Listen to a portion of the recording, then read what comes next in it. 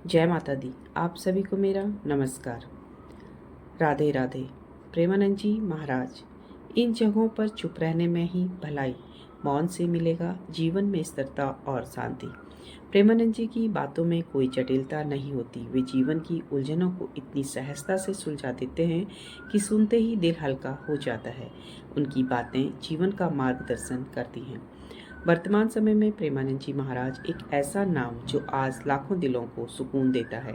उनकी उपस्थिति किसी आध्यात्मिक रोशनी की तरह है जो जीवन के अंधेरे को रोशन कर देती है। भले ही अब उनके लिए परिचय देना जरूरी नहीं, लेकिन हर बार उनके शब्दों में कुछ ऐसा नया होता है जो आत्मा को गहराई से छू जाता है। सोशल मीडिया पर उनके विचारों की गूंज हर जगह सुनाई देती है। उनके रील्स, उपदेश और सत्संग न सिर्फ भारत में बल्कि विदेशों में रहने वाले श्रद्धालुओं के लिए भी एक संजीवनी बन चुकी है। प्रेमानंद जी की बातों में कोई जटिलता नहीं होती। वे जीवन की उलझनों को इतनी सहजता से सुलझा देते हैं कि सुनते ही दिल हल्का हो जाता है।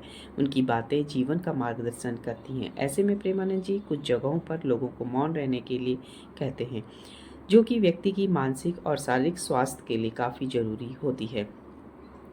आध्यात्मिक शक्ति के लिए जरूरी। प्रेमानंद जी महाराज कहते हैं कि जब हम हवन करते हैं तो हमारा पूरा मन और चित्त प्रभु की भक्ति में एकाग्र होना चाहिए। उस समय की गई कोई भी व्यर्थ बातचीत न केवल ध्यान भंग करती है बल्कि उस आध्यात्मिक शक्ति को भी कमजोर कर देती है जो उस क्षण में हमारे आसपास होती है। शारीरिक स्वास्थ्य के लिए जरूरी। प्रेमानंद जी महाराज का यह स्पष्ट संदेश है कि जब हम खाते हैं तो हमारा सारा ध्यान उसी पर होना चाहिए। खाना सिर्फ स्वाद या पेट भरने का माध्यम नहीं है, बल्कि यह शरीर को ऊर्जा देने के लिए वाली एक पवित्र प्रक्रिया है। उनका मानना था कि भोजन करते समय बात करना शरीर के लिए नुकसानदायक हो सकता है। बातचीत करते समय सांस की नली खुली रहती है और ऐसे में खाना निगलते समय खांसी या दम घुटने जैसी दिक्कतें हो सकती हैं। साथ ही इससे पाचन तंत्र पर भी असर पड़ता है क्योंकि मन भटका हुआ होता है। मन को एकाग्र करने के लिए जरूरी। प्रेमानंद जी महाराज के अनुसार जब हम माला जपते हैं तो यह समय भगवान के ध्यान में पूर्ण रूप से डूबने का होता है।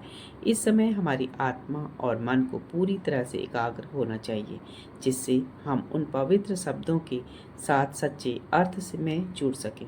अगर हम इस दौरान बात करने लगते हैं तो हमारी मानसिक एकाग्रता टूट जाती है और जब करने का असर कम हो जाता है। अगर आपको हमारी वीडियो अच्छी लगी हो तो प्लीज़ लाइक शेयर सब्सक्राइब कीजिए। कमेंट में राधे राधे लिखिए। धन्यवाद।